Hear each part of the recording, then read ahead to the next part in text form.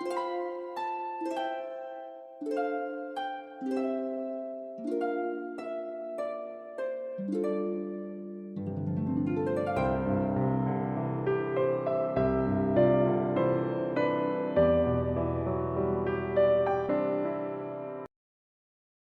bonjour à tous les saints de l'Église de la Bonne Nouvelle de Thionville, ainsi qu'à tous ceux qui nous écoutent et ceux qui sont fidèles en Jésus-Christ, notre Seigneur. Amen. Donc je vais remettre ce moment de prédication par la prière. Donc je vais prier et ensuite on commencera la prédication. Père Céleste, béni sois-tu. Merci de nous avoir accordé ce que nous ne méritions pas, et cela par grâce. Merci pour cette espérance que tu nous donnes. Merci pour l'Esprit Saint que tu nous as envoyé. Oui, Père, donne-nous la sagesse et l'intelligence de mieux te connaître, et pour que nous comprenions encore mieux l'espérance que tu nous as offerte par grâce, et que nous puissions travailler ensemble dans un seul et même esprit, le bon combat. Donc, ce matin, je vais continuer l'étude que nous avons déjà faite depuis 2 prédications avec Alain sur Philippiens. Et on prendra le Philippiens, chapitre 1, des versets 27 à 30. Philippiens 1, 27 à 30. Seulement, conduisez-vous d'une manière digne de l'évangile du Christ, afin que, soit que je vienne vous voir, soit que je reste absent, j'entends dire de vous que vous demeurez ferme dans un même esprit, combattant d'une même âme pour la foi de l'Évangile, sans vous laisser aucunement intimider par les adversaires. C'est pour eux une preuve de perdition, mais pour vous de salut. Et cela de la part de Dieu, car il vous a été fait la grâce non seulement de croire au Christ, mais encore de souffrir pour lui, en soutenant le même combat que vous m'avez vu livrer et que vous l'apprenez, je livre encore maintenant.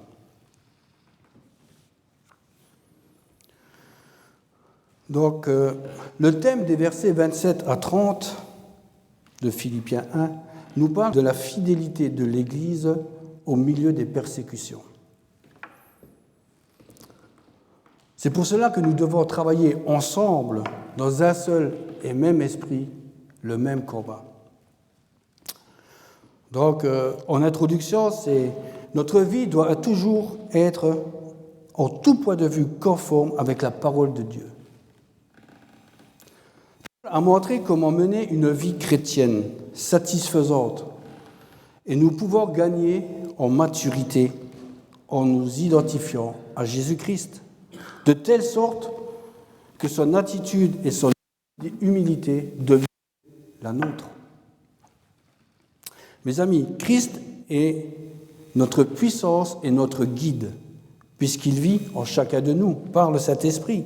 Et Paul encourage les Philippiens à se mettre d'accord et à cesser de se plaindre et de travailler ensemble pour résister aux tentations de ce monde et pour gagner la bataille spirituelle et pour être digne de l'évangile de Christ. Éphésiens 4, versets 1 à 4, nous dit « Je vous exhorte donc, moi, le prisonnier dans le Seigneur, à marcher d'une manière digne de la vocation qui vous a été adressée, en toute humilité et douceur, avec patience. Supportez-vous les uns les autres avec amour, en vous efforçant de conserver l'unité de l'esprit par les liens de la paix. Il y a un seul corps et un seul esprit, comme aussi vous avez été appelés à une seule espérance, celle de votre vocation. Bref, pour Paul, la joie est caractérisée par la paix, d'une façon sereine de considérer les circonstances dans un enracinement dans la foi, qu'il peut communiquer à ses collaborateurs, c'est-à-dire les chrétiens de Philippe, mais pour nous aujourd'hui, à travers la parole. Donc ce matin, nous allons voir à travers ces 4 versets 4 encouragements de vivre d'une manière digne de l'Évangile. Le premier encouragement nous dit de demeurer ferme ensemble, verset 27. Le second encouragement, verset 28, nous dit de ne pas être intimidé ou effrayé par l'adversaire.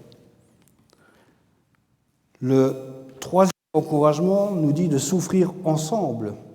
Et le dernier encouragement, verset 30, c'est de combattre ensemble le même ennemi. Donc nous allons commencer par le premier encouragement. Demeurer ferme ensemble. Et pour demeurer ferme ensemble, ça commence par la crainte de l'Éternel. Donc, seulement conduisez-vous d'une manière digne de l'Évangile de Christ, afin que, soit que je vienne vous voir, soit que je reste absent, j'entends dire de vous que vous demeurez ferme dans un même esprit, combattant d'une même âme pour la foi de l'Évangile. Dans le verset 27, Paul nous encourage à demeurer fermes ensemble, mais il commence par un avertissement.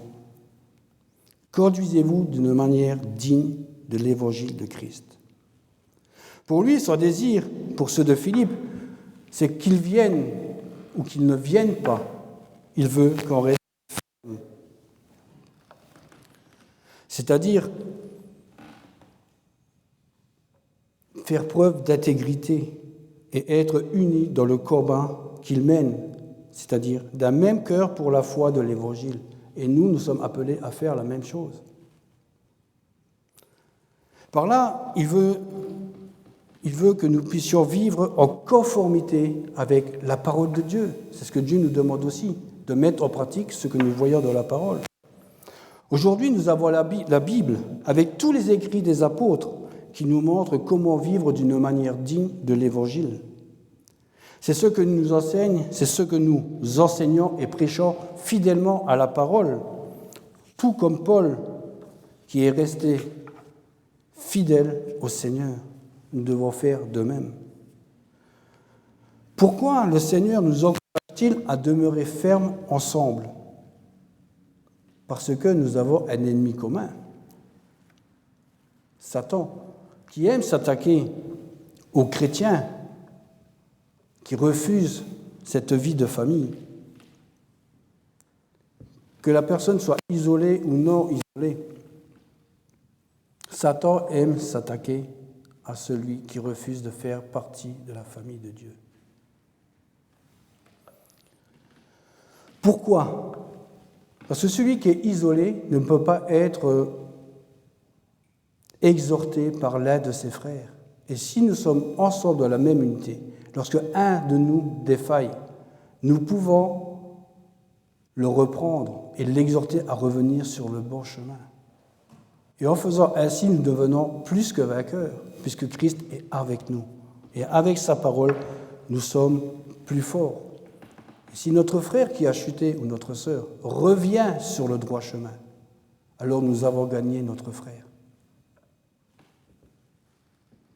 Et cela déplaît à l'ennemi. Mes amis, en Christ, nous devenons enfants de Dieu. Alors nous entrons dans une nouvelle famille qui est unie par un même corps, celui de Christ, qui est la tête de ce corps et qui est aussi le chef de l'Église. Et il sait qu'ensemble, nous résisterons plus facilement contre les attaques de l'ennemi. Pourquoi ? Parce qu'il est avec nous tous les jours de notre vie. Et si nous sommes unis, on est plus forts, plus que vainqueurs.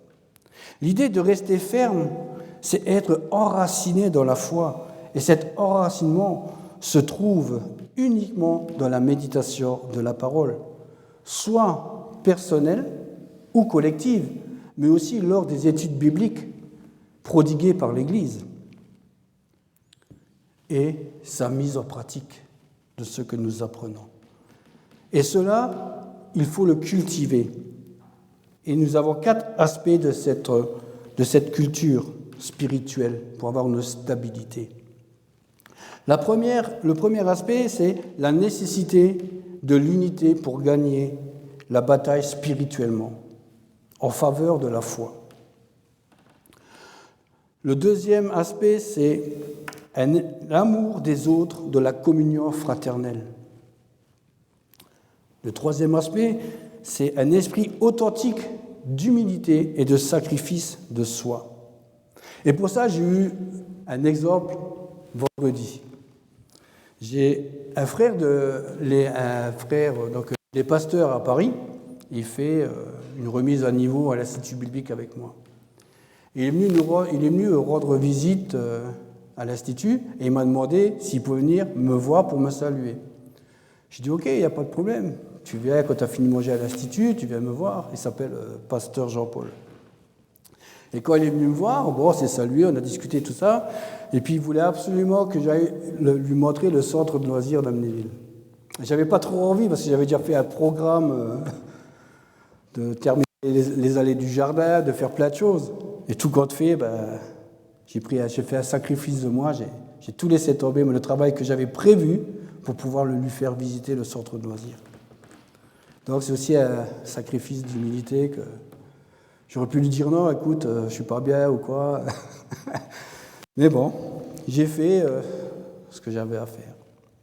Et le quatrième aspect de cette bataille, de cette stabilité spirituelle, c'est l'exemple parfait de Christ, qui par son sacrifice produit la gloire éternelle. Remarquez que demeurer ferme vient avant le combat. Donc, unir ses forces, c'est être animé de la même énergie, c'est-à-dire la foi dans l'Évangile, comme une équipe de foot qui va pour faire un match, ou un combattant qui part faire la guerre. Ils vont tous avec un même esprit, la même direction, afin de lutter pour obtenir la victoire contre un adversaire commun. Pour nous, cet adversaire, c'est l'ennemi.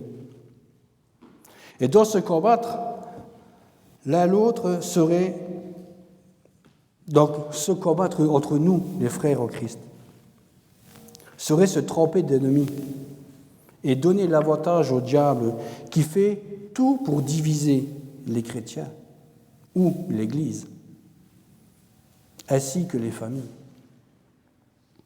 En Christ, nous sommes plus que vainqueurs. C'est pour ça que nous devons travailler ensemble dans un seul et même esprit, le bon combat.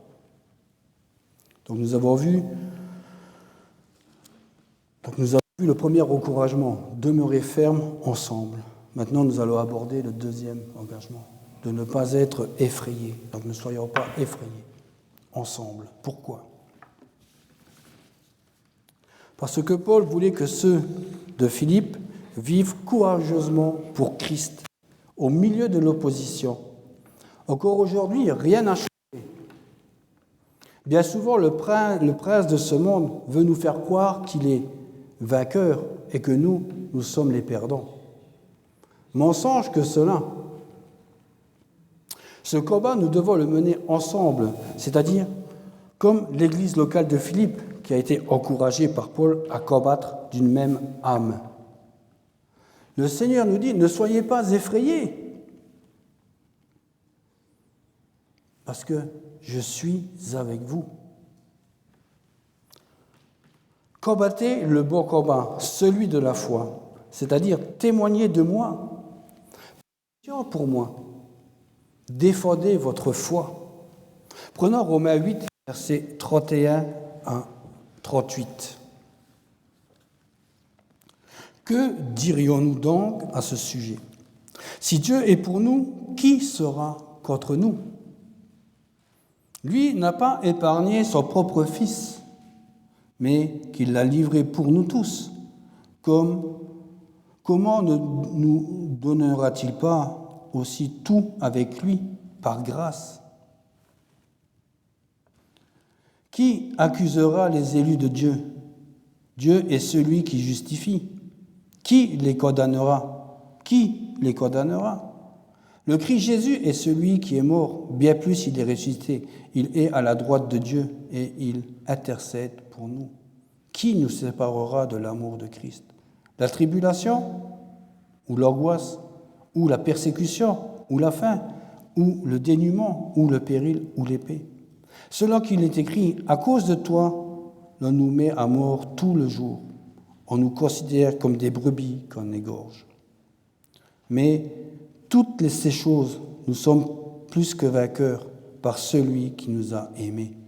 Car je suis persuadé que ni la mort, ni la vie, ni les anges, ni les dominations, ni le présent, ni l'avenir, ni les puissances, ni les êtres d'en haut, ni ceux d'en bas, ni aucune autre créature ne pourra nous séparer de l'amour de Dieu en Jésus-Christ, notre Seigneur.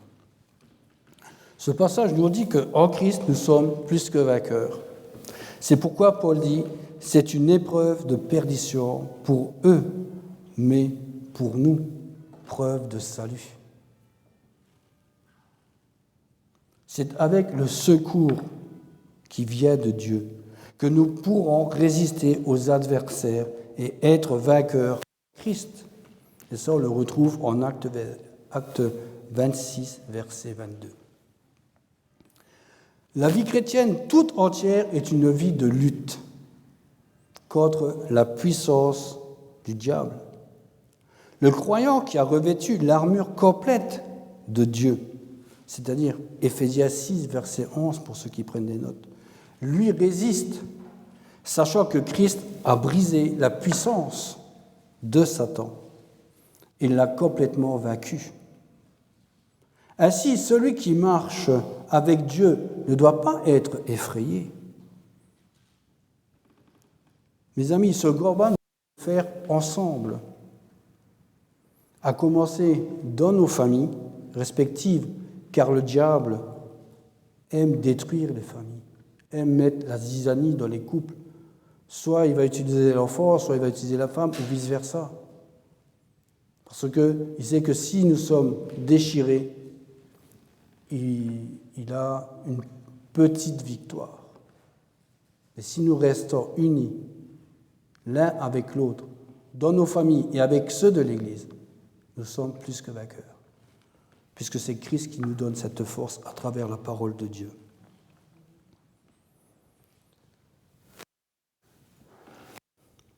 Est-ce que l'Église de Thionville, la bonne nouvelle, a ce désir, le même esprit pour combattre d'une même âme pour la foi de l'Évangile? Est-ce que vous avez ce désir? Amen. Regardons le chapitre 4, verset 2 de Philippiens. J'exhorte Évodie et j'exhorte Syntyche à avoir une même pensée dans le Seigneur. Pourquoi il dit cela? Parce qu'ils avaient combattu le bon combat et que là, ils étaient arrivés à un moment de discorde. Parce que si on lit la suite, on va voir qu'il y a quelqu'un qui va venir pour les remettre ensemble. Et nous ne devons pas en faire ceci. On est là pour le même combat.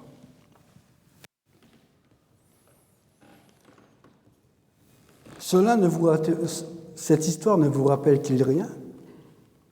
Quelque chose que nous avons vécu l'année dernière. Vous savez, beaucoup de chrétiens ne combattent pas le bon combat, car ils n'ont jamais réellement pardonné à un frère ou à une sœur. Qui les a blessés? Ou même dans la vie du couple, il y a des problèmes qui ne sont jamais résolus. Et chacun vit dans le paraître, dans l'hypocrisie. Est-ce que c'est ça la vie chrétienne? On peut tous avoir des chutes, on peut tous mal répondre, mais Dieu nous demande de nous pardonner réciproquement. Et dans la vie de l'Église, c'est pareil. Et lorsqu'on est hypocrite, notre seul combat que nous avons, c'est pas un combat pour Dieu, c'est l'amertume et la rancœur. C'est-à-dire, ah, tu m'as fait ça, je vais te faire ça. Ah, tu m'as fait ça, je vais te faire ça. Ou je vais mal te parler plus. Non, c'est pas ça. Parce que ceci nous prive les personnes d'un épanouissement spirituel. Oui, mes amis, je vous encourage à abandonner votre amertume, votre rancœur, votre orgueil et de demander pardon.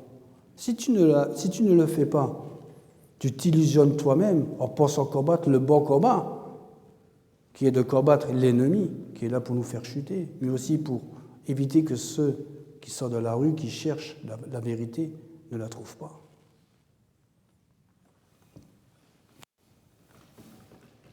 Et pour cela, nous devons penser combattre le bon combat d'une même âme et d'un même esprit, pour l'Évangile.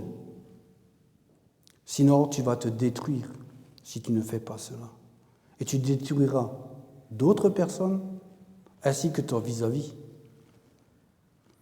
Et tout cela sera pour toi ou pour moi que du vent dans ce combat, parce que tu ne le vis pas réellement.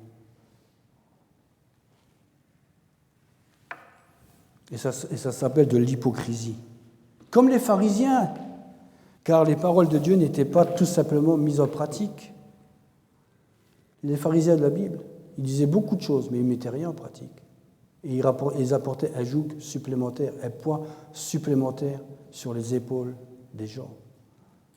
Alors que Jésus nous demande de déposer nos fardeaux sur lui, et notre joug sera plus léger. C'est pour cela que nous devons travailler ensemble dans un même esprit, pour le même combat. Et cela commence d'abord à la maison et avec ceux qui nous entourent. Nous avons vu les deux premiers encouragements. Demeurez fermes et ne soyons pas effrayés. Nous allons voir maintenant le troisième encouragement, souffrir ensemble. Au verset 29. Et cela de la part de Dieu, car il vous a été fait la grâce non seulement de croire en Jésus-Christ, mais encore de souffrir pour lui. Qu'est-ce que souffrir ensemble ? Je vous pose la question. Qu'est-ce que souffrir ensemble ? C'est porter les souffrances les uns les autres. Paul nous explique que souffrir pour Christ est un privilège, un don gratuit, au même titre que le salut. Éphésiens 2, verset 8. Les apôtres se réjouissent d'avoir été estimés dignes de souffrir pour le nom de Jésus. Mon frère, ma sœur, croire en Christ et souffrir pour Christ sont tous les deux liés à la grâce de Dieu. Et ça, nous le retrouvons en Actes 5, versets 40 à 41. Mais comment considérons-nous la souffrance ? Si nous considérons la souffrance comme une épreuve, et si nous représentons fidèlement le Seigneur, alors notre exemple et notre message touchera les autres, qui se poseront des questions.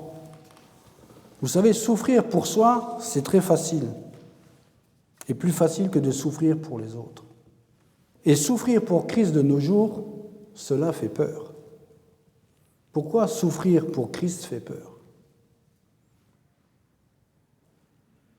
Simplement parce que nous ne sommes pas prêts.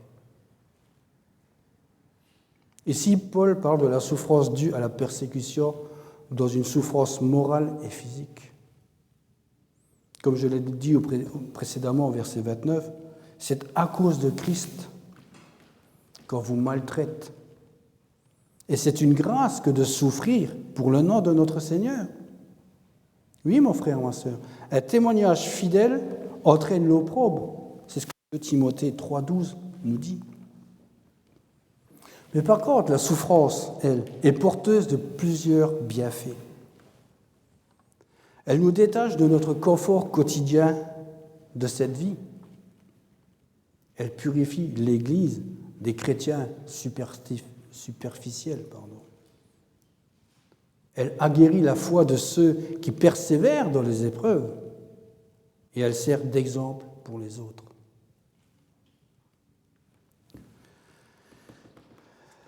Vous savez tous que j'ai des souffrances un peu particulières. Et durant cette semaine, pendant le cours de l'entraide que je faisais à l'école, il y a un pasteur qui se trouve au Togo. C'est le pasteur Kofi. Il m'a appelé hier et il me disait que le témoignage que je rendais par rapport aux souffrances que j'ai l'a exhorté, parce que lui aussi avait des souffrances, mais il n'a pas réagi de la même façon que moi j'ai réagi. Et ça l'a encouragé. Comme quoi, la parole est vraie. On sert d'exemple pour d'autres qui commencent soit à souffrir, soit à avoir autre chose.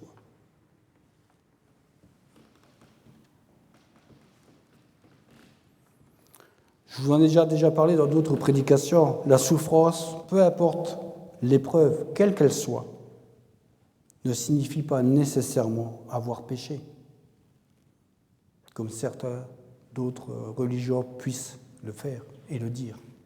Si tu es malade, c'est parce que tu as un péché qui est caché.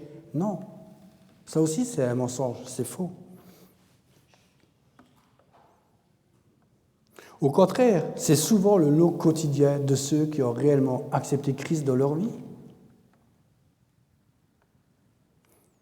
Donc, laissons l'épreuve fortifier notre caractère et ne laissons jamais la souffrance nous remplir d'amertume et de rancœur, ou, encore plus, de nous démoraliser ou de tomber en dépression. C'est ce que le diable veut, nous démoraliser. Mais en Christ, nous sommes plus que vainqueurs.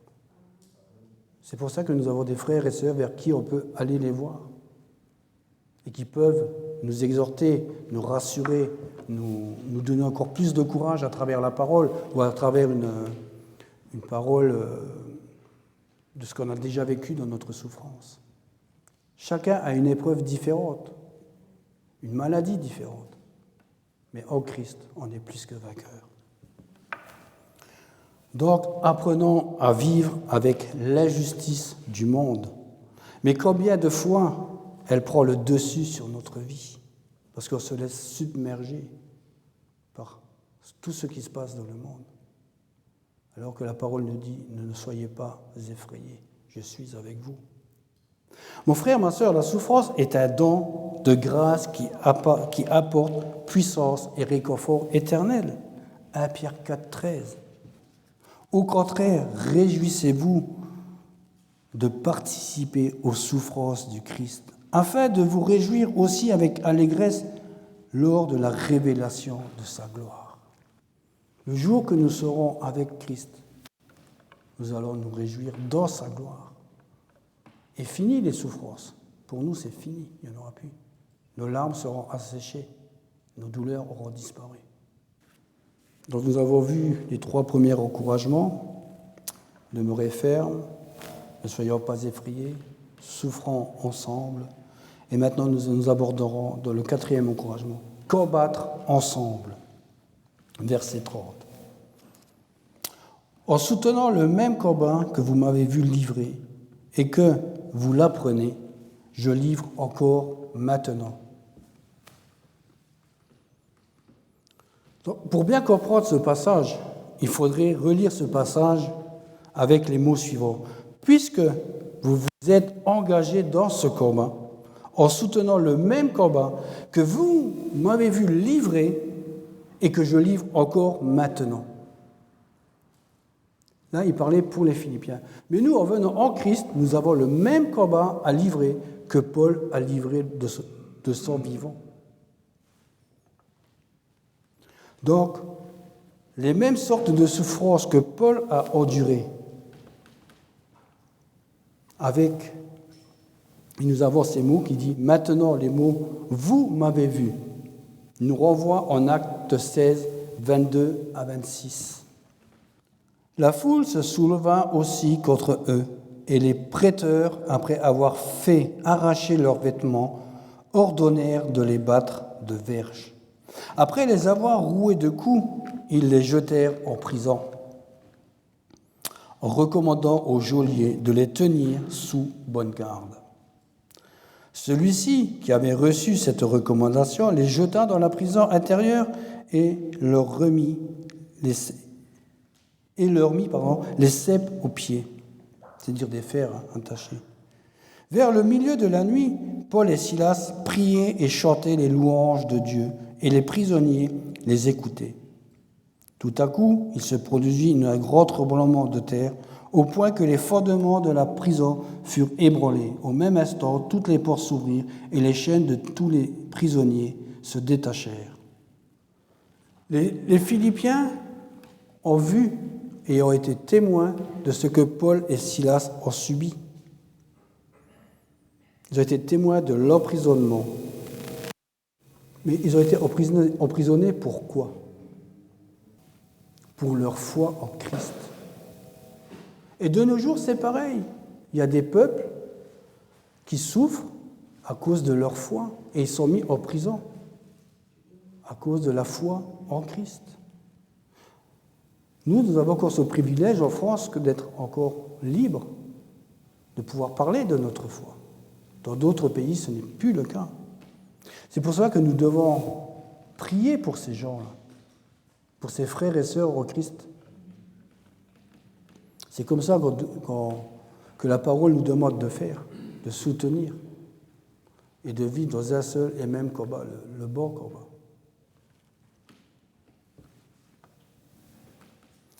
Parce que tout au long de sa vie, Paul a souffert parce qu'il annonçait l'Évangile. Et tout comme Paul, nous sommes en conflit avec tous ceux qui s'opposent à l'Évangile. Oui, mes amis, les vrais croyants sont unis dans le même combat contre un même ennemi et pour une cause commune. Que nous soyons ici à prier ou au bout du monde par des milliers de kilomètres. D'autres prient aussi pour nous. Et nous devons prier pour le même combat spirituel, parce que ce n'est pas contre la chair que nous luttons, c'est contre l'esprit. Toutefois, nous ne devons pas oublier que ceux qui souffrent pour l'Évangile et qui sont dans la difficulté, il ne faut pas les oublier. Ça se trouve, mon voisin est dans la difficulté, mais est-ce que je prie pour lui? Peut-être toi, ma sœur, tu es dans la difficulté. Est-ce que je prie pour toi? Sachez que je prie pour vous. C'est pas réconfortant? Tous les jours, je prie pour l'ensemble de l'église de Thionville, mais aussi pour d'autres frères, mais plus particulièrement aussi pour... je vous nomme, je prie pour toi. Aline, je prie pour toi. Alain. Je prie pour toi, Mireille. Je prie pour toi, Alexis. C'est comme ça qu'on doit vivre la vie de l'Évangile, pour être digne de l'Évangile. Le fait de prendre part aux luttes les uns des autres qui sont persécutés dans d'autres pays pour le nom de Christ et pour leur foi, cela nous permet d'affirmer au monde que l'Évangile de Christ est vrai. Alors travaillons ensemble dans un même esprit, une même âme pour le même combat, c'est-à-dire continuer de proclamer la parole de Dieu et la mettre en pratique. Parce que notre vie chrétienne doit confirmer et orner le message de l'Évangile. L'Évangile du Christ. Honorer la personne qui est le centre de l'Évangile. Parce que de l'Ancien Testament, de Genèse jusqu'à Apocalypse, on nous parle de Jésus. Maintenant, de ce qui est du combat spirituel que nous sommes appelés à faire, commence déjà par la prière. Soutenir ce combat collectif et ne soyons pas effrayés parce que lorsque l'ennemi veut venir nous détruire, l'unité prévaut parmi les saints et l'adversaire est tout petit devant un grand Dieu avec une gloire parfaite. Et comme Christ vit en nous, et nous sommes ensemble pour lutter le même combat, l'ennemi ne nous fait plus peur, puisque nous le connaissons. Parce que nous avons peur que de ce que nous avons peur. Par là, il faut comprendre que si on a peur de quelque chose, comme quelqu'un qui a peur d'une araignée, et dès qu'il va voir une araignée, il va avoir peur, parce que c'est sa peur. Mais en Christ, on surmonte toutes ces peurs. Puisqu'il nous dit, ne craignez pas, je suis avec vous. L'ennemi, nous le savons, c'est le diable, mais il se cache derrière les incursions du monde et de l'esprit du monde. L'esprit du monde, c'est quoi? C'est toutes les dernières nouveautés. La dernière voiture, la dernière télé, le dernier smartphone et la mauvaise vie du monde, les discothèques et tout ce qui va avec. Ça, c'est l'esprit du monde. Et combien de fois nous laissons attraper par ça? C'est pas le fait de dire je prends le dernier smartphone, mais où est notre point central dans notre cœur? Est-ce que je veux la même voiture que mon voisin? Ou le même smartphone que Francisco? Non. Notre vision, ça doit être Christ. Parce que la parole de Dieu nous dit, recherchez d'abord le royaume des cieux et toute chose vous sera donnée. Même le fait de dire, oh, je veux que mon enfant aille dans les meilleures écoles, on pourrait presque dire que c'est de l'idolâtrie. Mais non, recherchons d'abord le royaume des cieux et tout cela nous sera donné. Oui, parce que toute notre vie chrétienne n'est que lutte. Et celui qui marche avec Dieu ne doit pas être effrayé, parce que nous sommes ensemble. Nous sommes plusieurs. Et on dit toujours l'union fait la force. Donc nous sommes plus que vainqueurs. Oui, Christ est à la fois la source de notre puissance, mais aussi il est notre guide. Vous ne le savez peut-être pas, que même dans la difficulté, nous pouvons éprouver de la joie, car elle n'est pas le fruit des circonstances extérieures, mais cela provient d'une force intérieure. Mais de qui? À savoir celui de Christ. Et je terminerai pour le verset 30, avec Philippiens 4, les versets 4 à 16. Réjouissez-vous toujours dans le Seigneur.